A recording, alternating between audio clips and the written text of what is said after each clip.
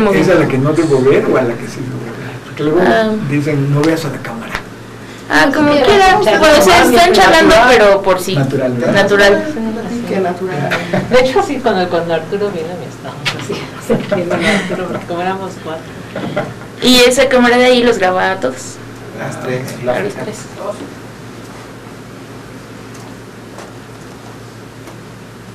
Buenas tardes, bienvenidos al programa de la Academia de Ciencias de Morelos, Charlas con Científicos. Y hoy tenemos de invitado al doctor Óscar Prospero, investigador de la Facultad de Medicina, que nos va a platicar, con quien vamos a charlar, sobre las adicciones, las drogas y el cerebro. Eso, muchas gracias por invitarme, gracias. Y entonces, como siempre en estas charlas, pues vamos a empezar por preguntarle qué es lo que lo llevó a estar en donde está. Claro, haciendo este tipo de investigación, quieres decir, ¿verdad? Así es, no, las otras no. Las otras no, ¿verdad? Realmente yo soy médico y tengo un doctorado en neurociencias y lo obtuve investigando cómo se genera el sueño, ¿verdad? Y cuáles son los mecanismos y las sustancias que el cerebro libera para producir sueño. Pero buscando justamente esas moléculas, que algún día pensé que iba a poder poner en una capsulita y venderla y hacerme millonario, encontramos un lípido que se acumulaba en el líquido cefalorraquídeo de los gatos que privábamos de sueño en aquel tiempo. Y entonces, pues un lípido era como sorprendente. Yo hubiera querido que hubiera sido una proteína, ¿verdad? Pero bueno, le metíamos a todo. El caso es de que, siendo un lípido, la pregunta surgía, estoy hablando pues de 1992, una cosa así, y entonces así como que los lípidos, ¿qué, no? O sea, ¿qué hacen allí en el líquido cefalorraquídeo? Y pues no había internet todavía, aunque yo estaba viviendo en Estados Unidos, no había internet todavía. El caso es de que fax era la maravilla de ese entonces. Pero también las bibliotecas, así es de que me fui a la biblioteca a buscar qué pasaba con los lípidos y me encontré que justamente en 1992 un sujeto de nombre Rafael Meshulam de la Universidad de Jerusalén había publicado que había un lípido que se comportaba como una marihuana y que le había aislado del cerebro de cerdo.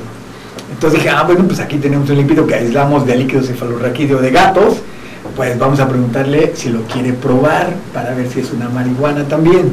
El caso es que le mandamos un fax y dijo, sí, mándenmelo, se lo mandamos y desafortunadamente nunca guardé el fax, pero así manuscrito y todo, nada más nos puso, sí es una marihuana, yes it is a marihuana, ¿no? Entonces, de ahí me quedé muy sorprendido, por qué el cerebro generaba marihuanas y por qué mientras lo privábamos de sueño.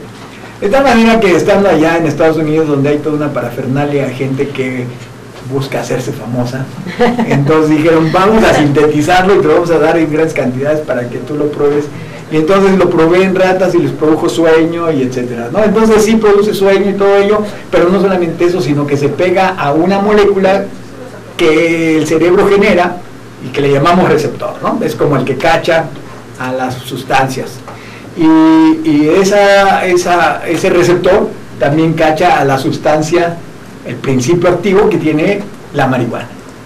Entonces, tanto nuestro lípido como la marihuana de la planta, o la planta marihuana, producen un efecto sobre esta molécula que le llamamos receptor, ¿verdad? Así es de que de pronto me dije, wow, o sea, como que dormir, y sobre todo dormir cuando uno está ensoñando, o sea, con los sueños, cuando uno está alucinando ahí con una imagen onírica, pues tiene que ver con que estemos un poquito marihuanos en ese momento, espontáneamente. Claro. Y lo que ocurrió entonces es de que pues empecé a probar a ver si tenía un efecto adictivo, y todo eso sí lo tiene, a pesar de que el cerebro es que lo genera, sí tiene un efecto adictivo, y así es como empecé a interesarme más sobre los sistemas de placer. A final de cuentas, lo que hace todo interesante es de que el cerebro tiene un conglomerado de células, ¿verdad?, llamadas neuronas, que están encargadas en que detectemos placer. Cuando yo digo placer, estoy hablando de un buen mole de olla, por ejemplo, ¿verdad? Hasta ver a un ser querido como mamá, papá o hijos, o hasta estar sexualmente con la pareja, ¿verdad? Todo ello lo estoy englobando como placer, y hay un sistema especializado en el cerebro que está justamente especializado en que nosotros sintamos placer de hacer esas conductas, ¿verdad? ¿Para qué madre naturaleza lo inventó? Muy probablemente para que nosotros quedemos tan a gusto que queramos repetirlo. Porque si con una comida quedáramos satisfechos, entonces seguramente moriríamos rápidamente. Si llevar a cabo conducta sexual fuera desagradable, que yo te dijera, Alejandra, fíjate que hoy en la noche ¡qué horror! Tengo que llevar a cabo conducta sexual, y tú dices, ¡qué espanto! ¿Cómo se te tocó? ¿No? Seguramente nadie lo querría hacer. Pero como es muy placentero, ¿verdad? Como es placentero, la verdad es que el comentario sería al revés, ¿verdad? No, fíjate que me... Pero tenemos justamente, como insisto, este sistema que nos hace sentir el placer. Y puesto que todo el mundo lo tenemos, voy a adelantar en un salto mortal a decir que entonces todo el mundo tenemos posibilidades de volvernos adictos a las drogas. ¿Por qué? Porque las drogas justamente van y activan a ese sistema directamente, sin tener el compromiso de decir, bueno, sexo, pues aunque esté en un 5%, porque P menor a 0.5, ¿verdad? Quiere decir que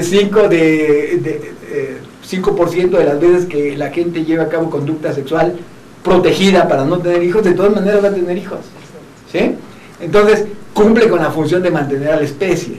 Comer cumple la función de mantener la vida. Dormir cumple con la función de mantener la vigilia, por decirlo así. Pero las drogas no cumplen con nada, digamos, ¿no? Nada favorable al humano. Entonces, pues resulta interesante que como es que existen tantas moléculas en la naturaleza que pueden afectar a este sistema, claro, y que de alguna manera, pues al activarlo es como meterle un alambrito, como un electrodo, y ponerle un choquecito eléctrico, y la gente se va a sentir muy bien. Es lo mismo que meterse una droga, digamos, ¿verdad? Entonces da esa sensación de placer, pero no beneficia necesariamente al sujeto, ¿verdad? Entonces, bueno, ¿cómo me metí a todo esto? Insisto, investigando moléculas que tienen que ver con el sueño, llegamos a moléculas que tienen que ver con los mecanismos de placer. Porque al final de cuentas, estas marihuanas endógenas que les llamo, son moléculas que liberamos justamente cuando estamos sintiendo esta sensación gratificante. Eso es. Oye, y hablando un poco de placer y de cómo llegaste aquí, sí, antes de eso, antes, sí, de llegar, o sea, ¿cómo llegaste a la investigación? ¿Qué es lo que te atrajo? Estas moléculas placenteras se secretaban en ti desde que eras muy chiquito. Exacto. O sea, ¿quieres la historia larga? No, larga pero corta, ¿no? Larga pero corta. Pero contada en cortito. Bueno, yo, a lo mejor esto es un mito urbano que me he metido a mí mismo, ¿no? O sea, que yo me he convencido de esto, a lo mejor nunca ocurrió, pero es así como yo lo recuerdo. Yo nací en una provincia donde hasta que yo tenía 14 años llegó la televisión. Entonces, pues, y además en mi familia no tenía los medios para tener una televisión. Entonces un amigo ocasionalmente me invitaba a ver la tele en su casa. Pero el punto era que pues, en aquel tiempo se creía malamente que por lo menos en mi provincia, que la televisión servía para educar. Imagínate qué cosa más horrorosa, ¿no? Y entonces pasaron una especie de documental acerca de don Santiago Ramón y Cajal, que un famoso anatomista español, ¿verdad?, que describió solamente todo el cerebro. Exacto, solamente. Y lo vi, y entonces pasaban partes de su vida personal y cómo él había sufrido algunas pérdidas, quiero decir, a nivel emocional, la muerte de su hijo y todas esas cosas. Y yo me acuerdo haber salido muy impactado de eso e ir pensando, ¿qué sería yo capaz de pagar por descubrir algo? ¿No? ¿Qué sería yo capaz? O sea, porque me impactaba mucho eso, ¿no? Él por dedicarse a la ciencia, como que descuidaba ciertas cosas, y yo le atribuí, por lo menos en aquel momento en que había muerto su hijo, porque él no había tomado suficiente cuidado, digamos, ¿no? Entonces eran esas cosas de que tenía yo que pagar, pero me quedé prendado con la idea de que a lo mejor podía yo descubrir algo novedoso así en mi vida, ¿no? Y entonces luego ya vino, todo esto era a nivel secundaria, luego vino la prepa. Yo seguía pensando pero en aquel tiempo creía yo que tenía que estudiar física para descubrir algo, que solo los físicos podían descubrir algo, ¿no? La ignorancia es atrevida, como ya sabes. Sí, que no nos escuchan. Exacto. Habrá que preguntarle a los físicos, ¿no? Claro, solo los médicos pueden descubrir algo. No, el caso es de que finalmente me metí a la prepa y un día voy a tener que hacer una confesión también muy grave aquí en público, y es, yo tenía muy poquitos medios para poder estudiar. Entonces en aquel tiempo mis amigos y yo acostumbrábamos a robarnos libros de las librerías, pero teníamos honor, solo los libros que íbamos a leer, no, los que no era un comer. Entonces pues obviamente robarse un libro era así como terrible, pero había unos ponían dentro de la librería unas mesas así llenas de libros, y el libro de bolsillo del Manuel Moder, ¿cómo se llama? Manuel Merck. No, el libro de bolsillo, ¿cómo se llama? El famoso, los chiquitos, ahorita me acuerdo, del siglo XXI, no. Bueno, en fin, el caso es de que para entonces estaba yo llevando biología, había oído hablar de un tal Darwin, ¿verdad? Y entonces vi ahí el dibujo del Darwin sobre la portada, ¿verdad? Y entonces, pues eso de los nervios de robarse un libro y todo eso, pero yo tenía que leer a Darwin, ¿no? Entonces lo agarré rápidamente, lo eché a mi bolsa y me escapé y Y cuando lo saco no es Darwin, es otro que se llama Freud. Pero como solamente había que robar de los libros que uno iba a leer, tuve que leer a Freud. Y entonces me fasciné con el cerebro. Exacto. Y ahí me metí a estudiar medicina y de ahí lo que les acabo de contar. Entrando ya un poco más en el tema, ¿qué es una adicción? Sí, la adicción la observamos cuando una persona consume una droga a la que le llamamos de abuso, que puede ser legal, como el alcohol, el tabaco, la cafeína, o puede ser ilegal, como es la marihuana, la heroína, la cocaína y lo que le llamamos las drogas de diseño, como son las tachas, como es el cristal, que el cristal es metanfetamina y la otra es un derivado diferente de anfetamina, la tacha. El caso es de que las personas tienen que consumir estas drogas con cierta frecuencia para poderse mantener llevando a cabo su vida cotidiana, digamos. El problema fundamental cuando una persona ya es adicta o dependiente es de que no lo puede dejar, porque cuando le incitamos a que lo deje, ya sea nosotros como médicos o los familiares como sus familiares, y le piden que lo abandone, el sujeto buenamente puede intentarlo, pero se empieza a sentir mal. Empieza esta hambre por consumir la droga que le llamamos craving y se le antoja muchísimo y finalmente puede progresar hasta un síndrome de abstinencia, y el síndrome de abstinencia le da una respuesta autonómica, se siente muy mal, escalofríos, el corazón le late rápidamente, la respiración se le acorta y él tiene pensamientos de muerte. Entonces pues es muy difícil que abandone la droga, ¿verdad? Además, a pesar de que se da cuenta que la droga ya le puso muchos problemas, ya perdió el trabajo, ya la familia no lo quiere ver, y si estaba casado ya lo divorciaron, los hijos no lo quieren ver, etcétera, de todas maneras no lo puede dejar. Eso es una adicción, ¿verdad? Muy interesante y bueno, todo un reto, ¿no? Sí, claro. Vamos a ir al primer corte y ahorita continuamos platicando con Óscar Próspero. Gracias.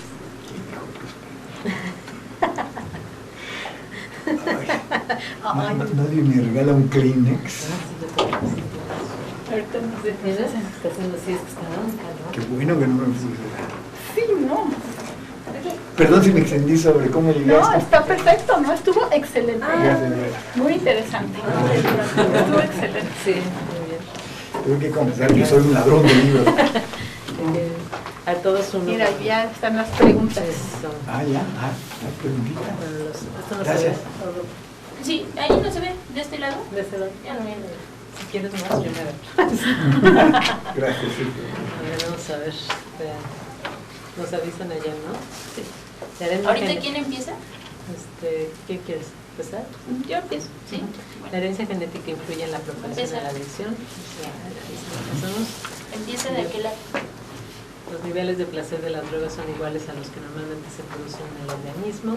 La edad, el género y la alimentación influyen en la forma que nos afectan las drogas. Entonces te las hacemos una a una, ¿no? Ahorita te parece, tienes un pedacito. Ajá. A ver. ¿te parece, o sea, que sigamos sobre esto de la adicción, de qué es? Sí, claro, sí, porque me gustaría decir que es la tolerancia, Ajá, Eso es. muy bien. ¿verdad? A las drogas. Ujú, Y luego de eso la susceptibilidad, ¿no? También. ajá. Y susceptibilidad, que eso tiene que ver con la Entonces, esto pregunta. parte de la tolerancia, ¿cómo te la pregunto? Pues no sé, ¿hay algún otro indicador de que son dependientes? Ok. Ujú. Ajá, y después puedes hacer la pregunta, que es la de la susceptibilidad. La herencia ¿no? genética. Ya vamos a entrar.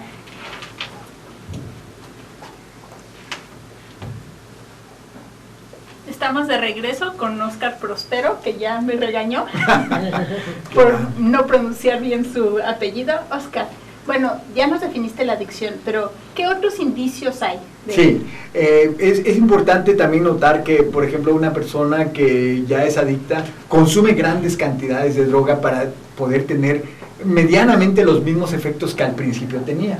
Entonces, lo que ocurre es un fenómeno que le llamamos de tolerancia, es decir, por ejemplo, una persona antes se emborrachaba con media cerveza, ¿verdad? Y ahora se consume un six-pack y es cuando empieza a tener los efectos. Y de eso se trata la tolerancia. Entonces va implicando una cosa muy importante, que es el cerebro se adaptó a la presencia de la droga. A esto le llamamos un cambio neuroplástico, es decir, el cerebro aprende a funcionar solamente bajo el efecto de la droga, y cuando se la quitamos, pues el cerebro protesta y dice, ¿cómo? ¿Dónde está mi droga? Y se pone muy enojado y hace que el sujeto se sienta muy mal. Y es, bueno, muy interesante pensar en que si existe alguna propensión genética a las adicciones, que es la primera pregunta al público. Claro, sí, eso es muy importante, porque primero quiero aclarar que gen no es destino, ¿verdad? Una persona que tenga vulnerabilidad genética, por ejemplo, a padecer alcoholismo, que en realidad, bueno, en fin, si no abre su primera botella de alcohol, nunca va a ser alcohólico. Entonces, gen no es destino, ¿verdad? Así es de que sí, hay cierta vulnerabilidad. Lo que hemos observado, sobre todo la mayor cantidad de estudios ha arrojado datos más contundentes sobre alcoholismo, ¿verdad? Si mamá o papá es alcohólico, y no estoy diciendo que se tome una o dos copas ahí ocasionalmente, no estoy diciendo que no pueda tomarse una copa allí en una fiestecita, dos, sino que pues, con cierta frecuencia se da los atracones, se emborracha hasta llegar a la pérdida del conocimiento y eso. Entonces, esto ya lo vamos a poder clasificar como un alcohólico. Si papá o mamá es así, entonces el hijo puede tener una vulnerabilidad y tomando una primera copa, digamos, rápidamente va a ocurrir los cambios plásticos cerebrales y entonces el sujeto va a necesitar consumir más y más alcohol. Entonces, sí hay una vulnerabilidad genética. Muy bien, hace rato nos decías que un compuesto que produce nuestro propio organismo Sí. Tiene el mismo efecto que la marihuana. Sí. y químicamente es similar. No, químicamente, curiosamente, es diferente. Bueno, aunque estructuralmente llega un momento en que sí se parecen para que puedan unirse al receptor, ¿verdad? Sí, pero mientras el principio activo de la marihuana es un alcaloide, lo que produce el cerebro son lípidos, ¿verdad? Lípidos, como para aclarar un poquito, lípidos son los gorditos que se acumulan aquí en la panza y todo eso, ¿verdad? Entonces, esos lípidos los produce el cerebro, y además no es una, nosotros descubrimos una, pero Meshulam, el que les dije de Jerusalén, había descubierto otra 2 años antes que nosotros. Se nos adelantó, pero bueno, está en Jerusalén, está más cerca de Dios, ¿no?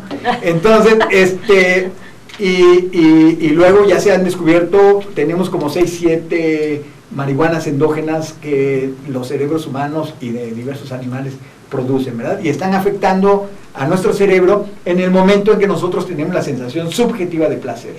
Son mediadores de placer. Eso es. Entonces, relacionado con esta pregunta, nos pregunta el público que si el placer que te causan las drogas son iguales, los niveles de placer que te causan las drogas son iguales a los que normalmente se producen en el organismo. Desafortunadamente no, y por eso son tan populares en su momento, ¿verdad? Cuando alguien, por ejemplo, cuando este sistema que les comento del cerebro está actuando, libera una sustancia, ¿verdad? A esa sustancia le llamamos dopamina, técnicamente le decimos un neurotransmisor. Cuando nosotros tenemos el placer máximo, que voy a decir que en condiciones adaptativas tenemos, tal vez lo estoy diciendo mal, pero eso solamente para hacer una diferencia, que sería tener un orgasmo, ¿verdad? Se libera una cierta cantidad de dopamina en ese sistema. Cuando alguien se mete cocaína o heroína, sobre todo en las primeras veces, esa cantidad se duplica o triplica, y hemos observado que en algunos animales de experimentación se puede quintuplicar la liberación, o sea, es como un orgasmo 5 o 6 veces más arriba, más fuerte, con cocaína o con heroína. Entonces sí es muy llamativo, muy interesante. La gente refiere estar verdaderamente en el paraíso cuando se le empieza a administrar. Quiero decir, empezar a lo largo de su vida. Debo aclarar que conforme pasa el tiempo, este efecto desaparece o se reduce importantemente, porque al cerebro no le gusta estar feliz todo el tiempo, ¿verdad? No es adaptativo estar feliz todo el tiempo. Entonces, tiene un sistema que lo compensa, que le llamamos el sistema de defensa. Entonces, apaga, por decirlo así, al sistema del placer. Entonces, por eso el sujeto tiene que aumentarle y aumentarle la cantidad de fármaco que se está metiendo para sentir los mismos efectos, ¿verdad?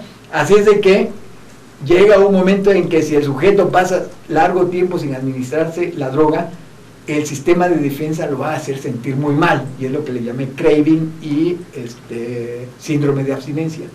Así es de que se tiene que volver a meter la droga, y eso hace difícil que rehabilitemos al paciente, claro, ¿verdad? Claro. Porque él sufre mucho si no tiene una atención médica para rehabilitarse. Eso es. Que me gustaría que quedara claro que una persona que es adicta a una droga no se la va a quitar nada más porque le digamos échale ganas. Claro. Necesita de apoyo médico. De hecho, ahorita que decías que tenemos este otro sistema, que El oponente, le el llamo el oponente, oponente. a lo mejor sería bueno aclarar el hecho de que cuando tomas la droga y te vuelves adicto, tienes toda esta reacción que nos has dicho, y que eso está conectado justamente al receptor, ¿no? Y entonces y la contraparte no puede luchar contra eso, ¿cierto? O sea, eso es de lo que nos platicabas hace rato, nada más para... Sí, enfatizarlo, claro, sí. Entonces, tenemos dos sistemas, digamos, obviamente tenemos muchos, pero de los que quiero hablar es este sistema que nos produce placer, ¿verdad? Insisto, es un sistema real, lo podemos disecar en el cerebro, lo podemos mostrar, es un sistema que nos hace sentir placer. Pero también tenemos otro sistema que también nos ha ayudado a llegar hasta acá evolutivamente, ¿verdad? Que es el sistema de defensa. ¿Qué es el sistema de defensa? Bueno, cuando tenemos miedo o tenemos ansiedad, ¿verdad? El miedo nos permite quitarnos inmediatamente de algo que nos puede afectar, ¿sí? Digamos, si de repente ahorita apareciera aquí un escorpión de esos grandes, pues saltaríamos rápidamente, eso es miedo, ahí está el que nos puede producir daño, ¿verdad? O la ansiedad. No, es que no he pagado la tarjeta de crédito y bueno, ya se vence, ¿cómo le voy a hacer? Bueno, le voy a decir a mi compadre que me preste, no sé qué. Estamos planeando cómo resolver, eso es ansiedad, ¿verdad? Entonces ese sistema de defensa también es afectado por las drogas, pero de una manera, voy a decir, un poquito indirecta, en el sentido de que si se va el del placer para arriba, el de defensa lo tiene que apagar, porque no es posible que estemos todo el tiempo felices.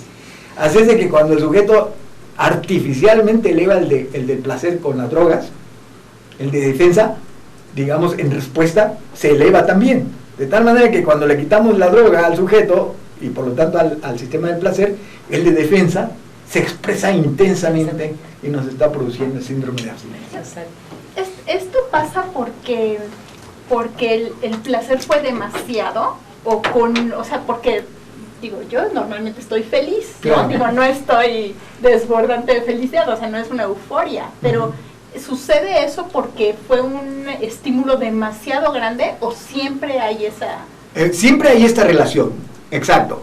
Es como digo, si nosotros estamos preocupados por algo, no podemos estar preocupados toda la vida por ello, ¿verdad? Va a llegar un momento en que nos conformemos con una posible solución, o aunque sea diciendo que Dios nos va a ayudar a resolverlo, o alguien, una persona nos ayudará a resolverlo, ¿verdad? Entonces nos conformamos y le bajamos al estrés, ¿sí? Entonces eso quiso decir que el sistema del placer apagó al de defensa. Y a veces estamos muy felices y todo ello, pero llega un momento en que ya no, ya no, y entonces fue el de defensa el que apagó al de placer, ¿verdad? Entonces eso ocurre normalmente. Ahora, ¿qué pasa con la adicción? Sí, que lo activamos tantísimo, ya dije 5 o 6 veces más de lo que sería un orgasmo. entonces está muy arriba. Y el otro, homeostáticamente decimos, es decir, como una compensación, se eleva para pagar a este, ¿verdad? Entonces queda arriba. Le quitamos súbitamente el placer de las drogas y este se quedó arriba y empieza pum, pum, pum, a hacer sentir mal al sujeto, ¿verdad? Pero cuando hablamos de estas adicciones no son solo, o sea, drogas, pero además también comida, claro, sexo, sí, exactamente. Juego. ¿Qué otro tipo de actividades o de cosas pueden ser adictivas? A lo mejor que no son tan... Sí, exacto. Obviamente hay cierta controversia y debo admitir que no todo el mundo cree que haya una persona que sea adicta al sexo, digamos, ¿no? Como que a veces algún tipo de personalidad cree que el sexo es tan sabroso que quien no podría, pues por lo menos ser un visitante frecuente, digamos, ¿no? De esa actividad. Pero voy a insistir, cuando una persona deja de hacer la conducta, en este caso sexual, y se empieza a sentir mal, ¿verdad? Y empieza a solo pensar en ello, y le impide trabajar, le impide hacer otras cosas, o por su misma actividad ya se infectó porque lleva sexo riesgoso, o ya lo metieron a la cárcel porque de alguna manera obligó a alguien a hacerlo, o porque tiene masturbación compulsiva, ¿verdad? Y le está produciendo problemas y no lo deja, entonces ya estamos hablando de una adicción. Así que también me gustaría dejar claro que no porque a una persona le guste ahí con cierta frecuencia, ¿verdad? La encuesta nacional del sexo dice que uno de los un 25% de la población mexicana tiene 7 veces a la semana, al mes, 7 veces al mes sexualidad, ¿sí? Entonces hay unos más dichosos que tienen alrededor de 20 veces al mes sexualidad, ¿no? Pero eso no quiere decir ninguna adicción. La adicción es cuando ya empiezan a tener problemas y eso les afecta en la vida normal. ¿Seguimos? Aquí tenemos otra pregunta que está relacionada con algunos de los comentarios que nos has hecho. Dicen, ¿la edad, el género y la alimentación influyen en la forma que nos afectan las drogas? Claro que sí, claro que sí. Por ejemplo, conforme más inmaduro esté un cerebro en la ontogenia, y quisiera recordarles que el cerebro, a pesar de que ya nacimos y todo, todavía sigue madurando conforme vamos creciendo. Esto es simplemente un acto ingenioso de madre naturaleza, porque el cerebro tiene que terminar de madurar, pero ya actuando, por decirlo así. Ahora ya está enfrente al medio, ¿no? Necesita tener la información del medio. En esa situación, entonces, va madurando y curiosamente, la parte del cerebro que más interviene en nuestra toma de decisiones, es decir, que como hoy... italiano o mexicano, o invierto mi dinero en esto o no lo invierto, o sea, toda esa toma de decisiones está relacionada con la corteza prefrontal, que es lo que tenemos aquí por detrás de nuestra frente, ¿sí? Esa parte es la que más lentamente madura, y algunos investigadores han demostrado que termina de madurar alrededor de los 20 años, otros investigadores han dicho que termina de madurar hasta los 30 años, y la verdad es que probablemente todo el mundo me dé crédito y van a aceptar que hay mucha gente que no le ha madurado a pesar de 60 años, ¿verdad? Entonces, hay algunos que se les retrasa tremendamente. Bien que lo saben, ¿verdad? Entonces, en esa toma de decisiones, cuando la corteza prefrontal no está tan madura, si nosotros tenemos un niño de 12 años, que la encuesta nacional de las adicciones demuestra que los niños de 12 años ya pueden estar siendo adictos a alguna sustancia, alcohol, tabaco, marihuana, por decirlo menos, es el momento en que ellos nada más van con el placer inmediato y no son capaces de prever el futuro de qué les va a pasar. Entonces la edad obviamente es muy importante, y hemos visto que el mayor problema que tenemos para que una persona se rehabilite es cuando empezó, a los 12 años o antes, ¿verdad? Que sí hay casos donde hay niños de 8 años que ya son adictos al alcohol, ¿no? Entonces sí, ahora, curiosamente, las mujeres son más vulnerables a ciertas cosas, ¿verdad? Ya así como población, pero quienes finalmente resultan la mayoría de los usuarios son hombres, ¿sí? Pero las mujeres son muy vulnerables, ¿no? ¿Pero son más? La encuesta muestra que para algunas acciones, sobre todo las drogas ilegales, hay más hombres que mujeres. Pero bueno, hay una buena cantidad de mujeres también, ¿eh? Eso no quiere decir que sean poquitas. Eso. Entonces, sí, edad, sexo y qué otra cosa era. Era género, alimentación. La alimentación, bueno, ahí sí no, creo que no puedo decir nada. Si realmente no sé a qué se está refiriendo, que si estamos bien alimentados o no, nos va a producir Lo que sí puedo decir es que una persona que tenga poco acceso al alimento en situaciones particulares, sí es posible que consuma más drogas, ¿verdad? ¿Por qué? Porque cuando tenemos hambre, eso lo vemos en animales de experimentación, si los privamos de alimento, fácilmente caen en la utilización de drogas. Entonces, mucha gente que por cuestiones obvias en nuestro país no pueden comer bien o frecuentemente o lo que sea, es posible que sean más vulnerables. Claro, hace mucho sentido. Pues regresamos en unos momentos con esta interesante charla. Hay que hacer se siente la irradiación. Allí. Bueno.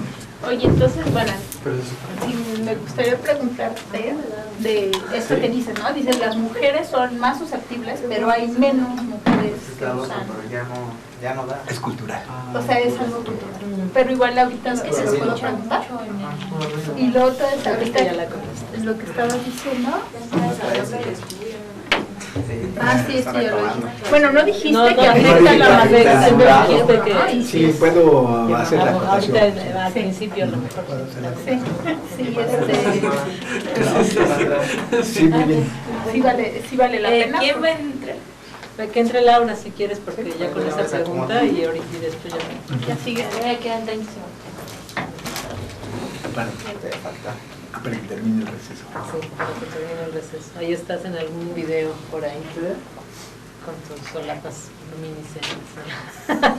A ver, seguramente que Yo ya me imagino. Es que pues, sí, o sea, si le pones aquí su frac con unas solapas brillantes aquí, le queda. Un estudiante me dijo que yo era un comediante ¿cómo dijo? Eres un comediante de la ciencia, ¿no? No, eso está perfecto. Exacto. 10 segundos. 10 segundos. Ya. Volvemos con Oscar. Todavía no, ya.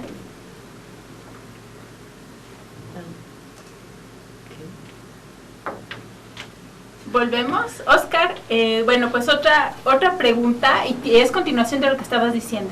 Sí. ¿La adicción a alguna droga afecta la maduración del cerebro? Bueno, sí, que lo que hemos observado, y hay un estudio muy reciente, hecho por un consorcio internacional en el que aplicaron pruebas para ver el coeficiente intelectual, es decir, medir la inteligencia, ¿verdad? En una cohorte que no me acuerdo muy bien ahorita, pero va por encima de las 2,000 personas.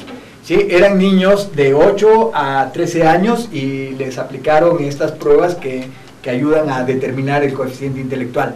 Y luego lo siguieron y a los 33 años les volvieron a aplicar la prueba, pero adicionalmente les preguntaron si habían consumido drogas o qué drogas consumían. Y digo, pues siempre es la canasta básica, ¿verdad?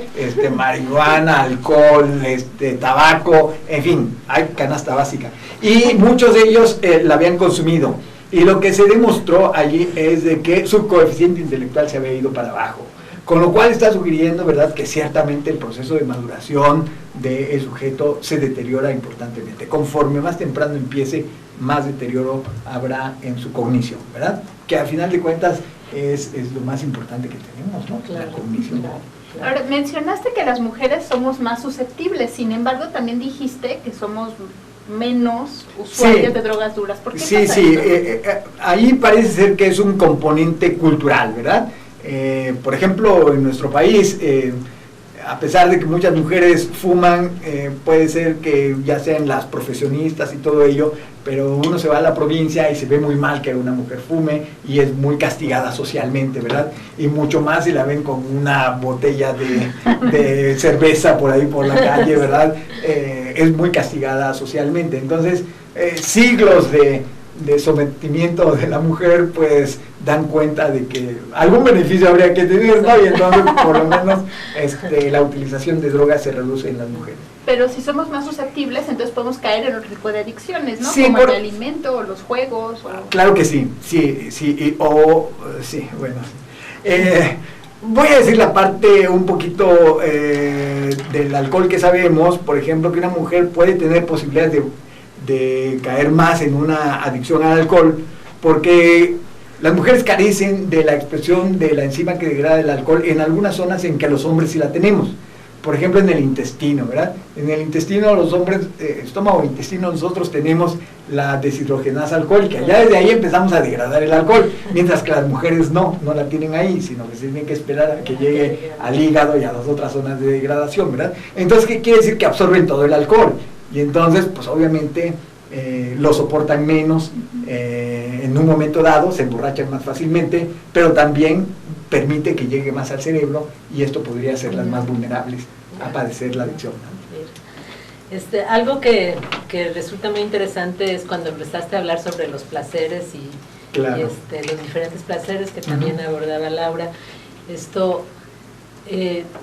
La pregunta sería si todos estos placeres llegan al mismo receptor, ¿no? Muy bien, sí. Y entonces, eso pues sería interesante que lo aclararas. Claro, sí, este sistema que acabo de mencionar al principio, que le llamamos de motivación-recompensa, del placer, ¿verdad? Es el que está encargado de detectar todo lo que, digamos, le podamos llamar placer, ¿sí? Comer, beber agua, digo, no solamente simple, sino de sabores, ¿verdad? Todo ello, que nos produzca algún placer, una horchata bien hecha, una jamaica, ¿verdad?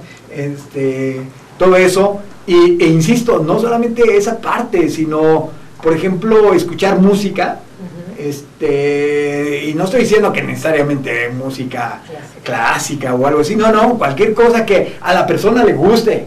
Le pueden gustar las quebraditas, las rancheras, pero que le produzca un placer, ¿verdad? Entonces le prende este sistema. Así es de que este sistema reacciona ante todos los estímulos que en un momento dado el sujeto, ya sea porque es cultura o por alguna predisposición genética, pudiera gustarle, ¿verdad? La predisposición genética está en que le guste el sexo, en que le guste el alimento, pero el tipo de música que le guste, bueno, pues eso ya es más cultural, y de todas maneras lo prende, ¿verdad? Así es de que prácticamente todo aquello que de alguna manera nos produzca una sensación subjetiva de placer, está activando este sistema. Ese sistema. Oiga, ahorita se me ocurría esto. Una cosa es que se active el sistema, ¿no? Una vez que se libera algo, Sí, ¿cierto? sí. Entonces, en todos los casos de placeres, hablando de los diferentes placeres, Sí. se libera el mismo tipo de inductor, digamos. Sí, bueno, miren, por ejemplo, para comer, ¿verdad? Cuando nosotros estamos con esa sensación subjetiva de hambre, se empieza a activar una zona de nuestro cerebro que se llama hipotálamo. En particular de esa zona es una partecita lateral, que le llamamos hipotálamo lateral. Ahí tiene una serie de células que se activan para que sintamos hambre. Y cuando empezamos a comer, esas mismas células activan al sistema del placer, ¿verdad? Entonces, en el momento en que empezamos a probar los alimentos, sobre todo tenemos mucha hambre, que es, como decía Sancho Panza, ¿verdad? La mejor salsa siempre es el hambre. Entonces, estamos comiendo y estamos sintiendo ese placer de la textura, del sabor, de que si está saladito, de que si está un poquito picante y todo ello, y está activando el sistema de motivación-recompensa. Entonces, ¿quién lo activó? El hipotálamo lateral. Ahora, hay otra zona que está más adelante en el mismo hipotálamo. Ese se activa cuando tenemos deseo sexual. Entonces, esta zona también va a activar a la de motivación-recompensa. Pero, entonces, si se dan cuenta, son diferentes sistemas que lo activan, como para ponerle la cerecita sobre el pastel. Exacto. Porque en realidad, digamos, podría ser que lleváramos a cabo la ingestión de alimento sin que sintiéramos placer. Pero eso no parece adaptativo. O que lleváramos a cabo conducta sexual, así como pues, ir a comprar al súper, ¿no? Pues, tampoco permite esa sensación de placer. En cambio, todos estos sistemas sí activan al del placer, y entonces, voy a insistir, garantiza que lo volvamos a hacer. Esa sensación agradable garantiza que lo volvamos a hacer. O sea, tienes una especie de red, ¿no? A través de diferentes puntos de... Y este es un punto de convergencia. Y converge ahí. Converge. Exactamente, muy bonito. Entonces preguntan, ¿existen formas para bloquear estos receptores y existen consecuencias importantes si se pudiera hacer? Sí, de hecho se desarrolló una sustancia, un principio activo, que se llama SR141716A. Oh. Me lo voy a aprender. 141716A. Esta sustancia lo que hace es bloquear a ese receptor, pero que es específico para las marihuanas endógenas.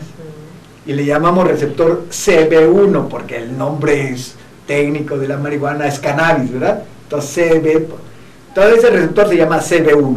Entonces, ahí activan las marihuanas endógenas y nosotros sentimos placer. ¿Qué tal si lo bloqueamos? Sobre todo en personas que tengan, digamos, una adicción a los alimentos.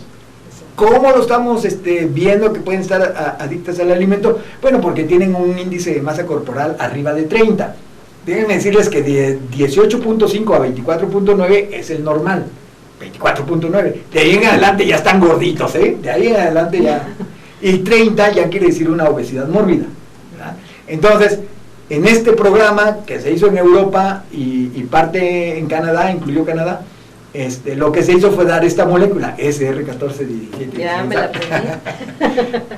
y para ver si les reducía su gusto por la alimentación, por comer, ¿verdad? Por comer. Y sí se lo redujo.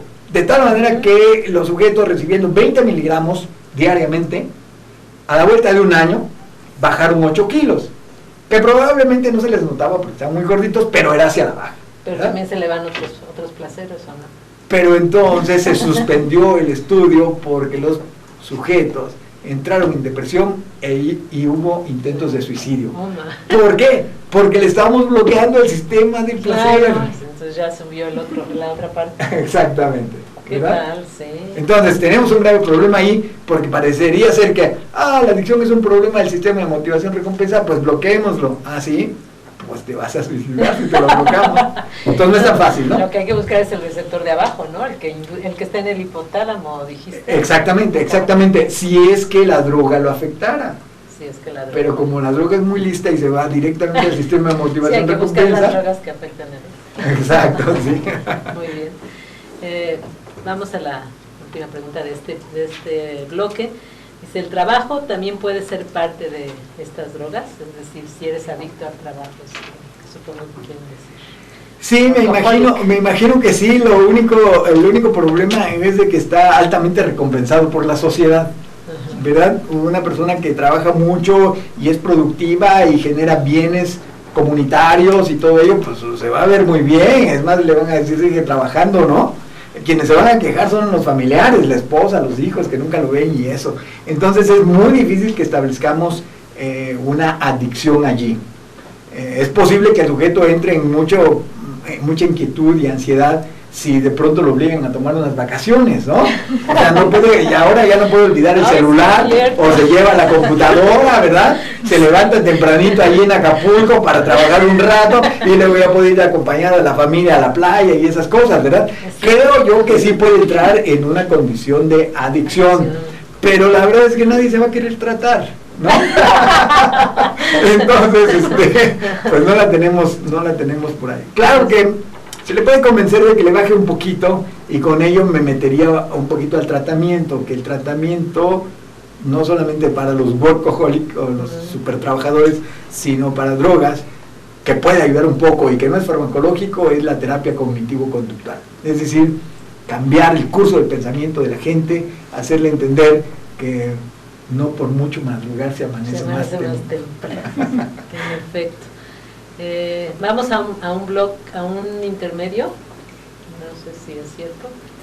Sí, ok, vamos a un intermedio y regresamos en un momento. Te pones feliz de ir al intermedio. No, es que siempre, nunca les adivino, me cuesta mucho trabajo.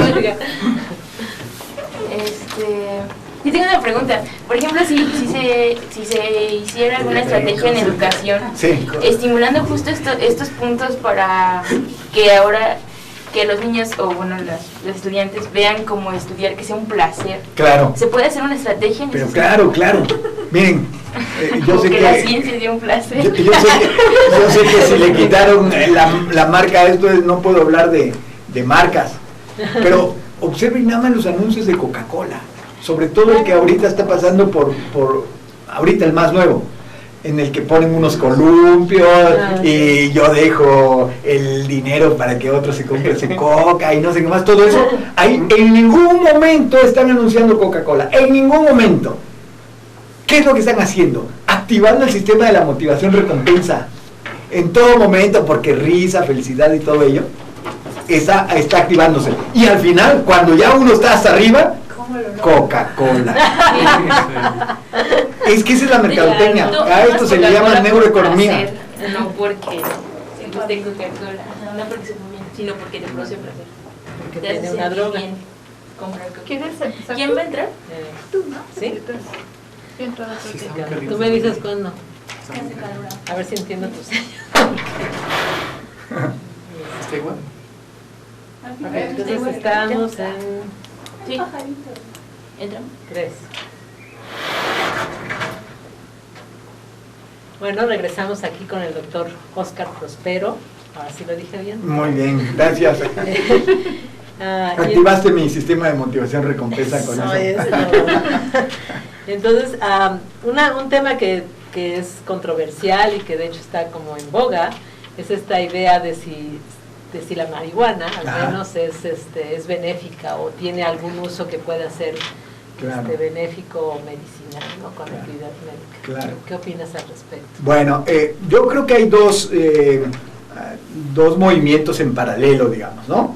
Aquellos que tal vez, no sé, con fines de proselitismo partidario,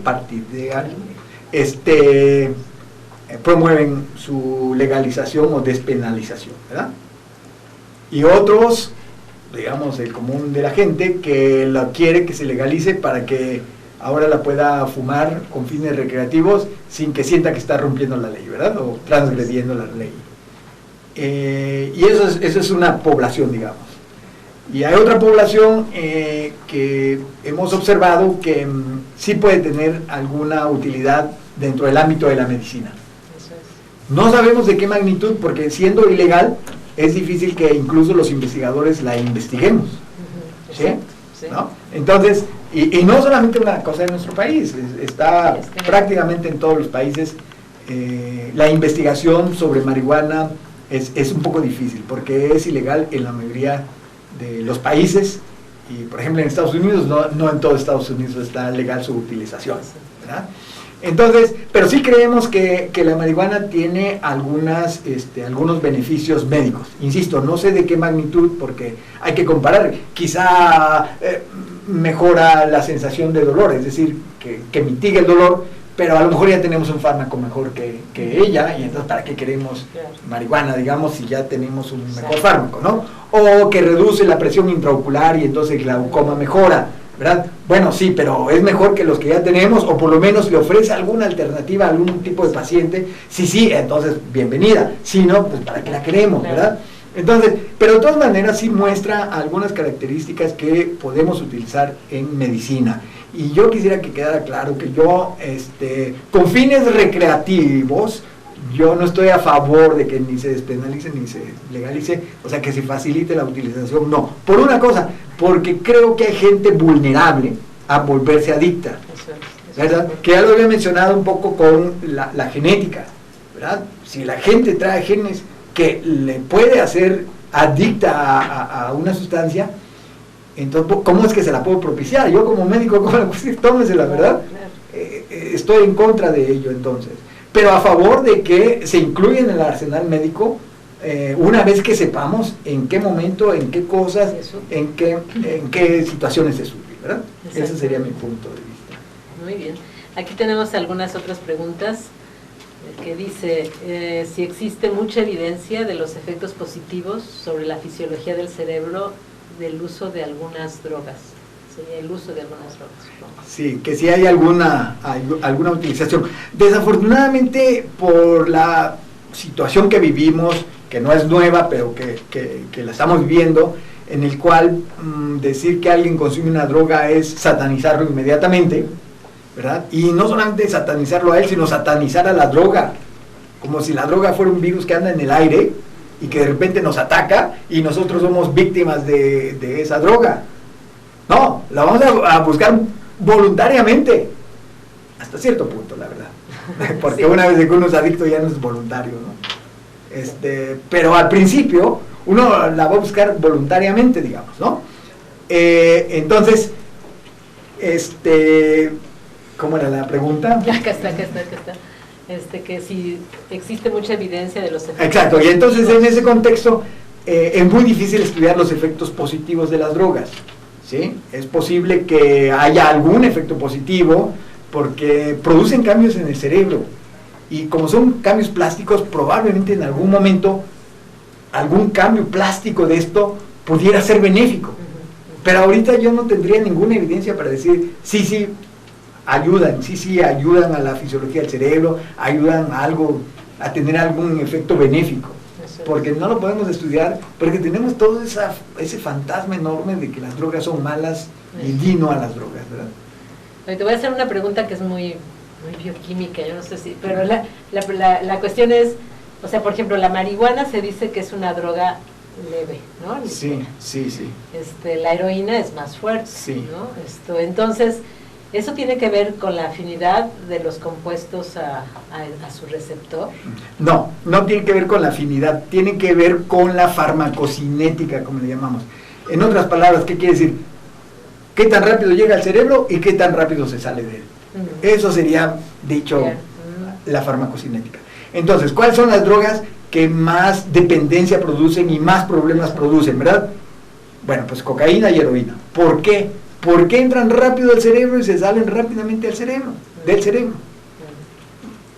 ¿En cuánto tiempo? Por ejemplo, cocaína, en 90 minutos vemos que pum, subió y se salió, ¿verdad? Entonces el sujeto por 90 minutos está en el paraíso y en las siguientes horas está en el infierno, ¿verdad? Hasta que no se la vuelva a meter, claro. ¿Qué pasa con la marihuana? La marihuana, un sujeto se fuma un carrujo, le entra rápido al cerebro, se le sale relativamente lento, pero no solamente eso, sino que se mantiene la marihuana en todos nuestros gorditos del cuerpo. Así es de que son como una esponjita los gorditos y se agarran a la marihuana. Y la van liberando lentamente por días, 3, 4 semanas y la siguen liberando. Entonces el sujeto no se siente con el síndrome de abstinencia porque está liberando todavía marihuana ahí adentro, ¿verdad? Mientras que, voy a insistir, con la cocaína entra, sale y se va del cuerpo, ¿verdad? Y la marihuana se queda 3, 4 semanas en el cuerpo. Así es de que es farmacocinética. Oscar, bueno, tú mencionaste hace unos momentos del tratamiento.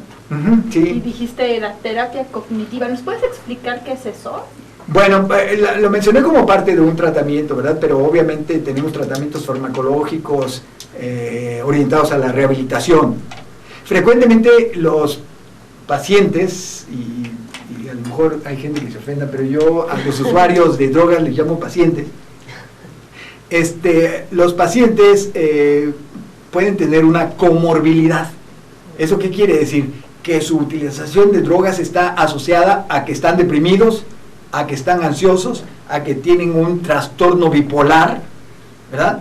Entonces, este tipo de enfermedades las trata en la medicina la psiquiatría. Que quede claro entonces que cuando digo psiquiatría no estoy diciendo locos, estoy diciendo puede estar deprimido, puede estar ansioso, puede tener un cuadro, un trastorno bipolar, por ejemplo. Y eso les propicia que utilicen las drogas.